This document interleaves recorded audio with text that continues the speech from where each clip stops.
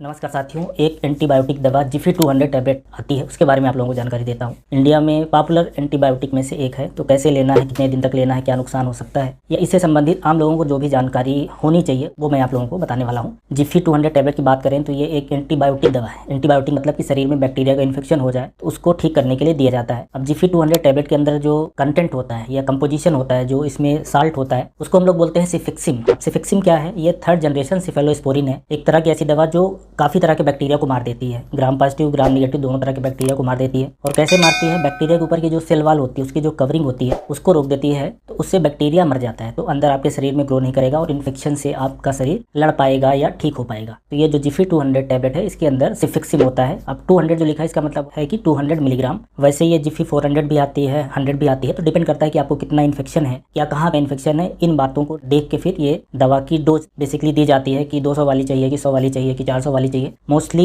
200 वाली ही चलती है सिफिक्सिम, मतलब कि जिफी 200 ज़्यादा पॉपुलर है। कीमत की बात करें तो 10 टैबलेट इसका 100 रुपए के आसपास या 110 रुपए के आसपास आपको मिल जाएगा। FDC कंपनी द्वारा ये बेची जाती है। अब बात आती है कि कौन कौन से ऐसे इन्फेक्शन है या कौन सी बीमारियों में दी जाती है। तो जैसा मैंने बोला कि बैक्टीरिया का इन्फेक्शन होना चाहिए, और बैक्टीरिया का इन्फेक्शन हल्के और मॉडरेट किस्म के। तो जैसे किसी को निमोनिया का इन्फेक्शन हो जाए, फेफड़े में हो जाए, गले में हो जाए, फ्रेंजाइटिस हो जाए, कान में हो जाए, नाक में हो जाए, स्किन में हो जाए, हड्डियों में हो जाए, जॉइंट्स में हो जाए, तो इन सब में भी दी जा सकती है। और ये दवा स्पेशली जैसे किसी को खून में इन्फेक्शन मिल रहा है, मतलब उन्होंने जांच कराई CBC में तो टोटल काउंट बढ़ा हुआ है, न्यूट्रोफिल बढ़ा है, या ESR बढ़ गया, CRP बढ़ गया है, ऐसा कोई भी मार्कर जो दिखा रहा है कि शरीर में इन्फेक्शन है और बैक्टीरिया का इन्फेक्शन हो सकता है, उसमें ये टैबलेट दी जा सकती है। कई बार जैसे किसी को बुखार आ रहा है, समझ नहीं आ रहा है कि क्या कारण हो सकता है, तो टाइफाइड के व्यक्तियों में दी जाती है। इसके अलावा किसी के पेट के अंदर इन्फेक्शन हो जाए, हाथ के अंदर इन्फेक्शन हो जाए, पेशाब की थैली में हो जाए, पेशाब के रास्ते में हो जाए, या किडनी के अंदर इन्फेक्शन हो जाए, तो ये कुछ कॉमन मतलब इन्फेक्शन है जिसमें ये दवा जिफी 200 रिकमेंड करी जाती है। तो आपको लिखी गई है, मतलब आपके अंदर लग रहा होगा या कुछ संकेत आ रहा होगा कि बैक्टीरिया का इन्फेक्शन है, उसको मारने के काम आएगी। कितने दिन तक कैसे खाना है, तो ये तो डिपेंड करता है कि आपको कितना इन्फेक्शन है, कहाँ का इन्फेक्शन है। अगर नॉर्मल जैसे व्यक्तियों में बात करेंगे, जब ब्लड इन्फेक्शन या टाइफाइड वगैरह के लिए लिखी जाती है या निमोनिया वगैरह के लिए लिखी जाती है, तो ये जो जिफी 200 है, ये सुबह शाम आपको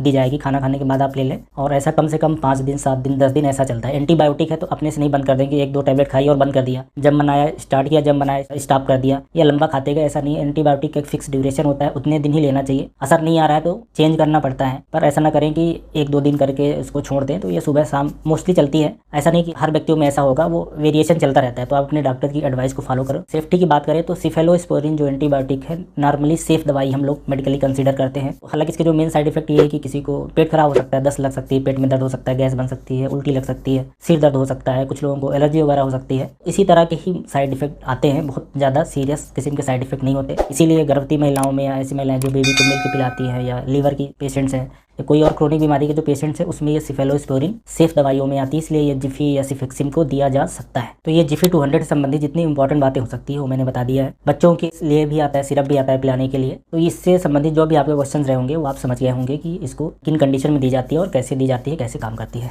थैंक यू।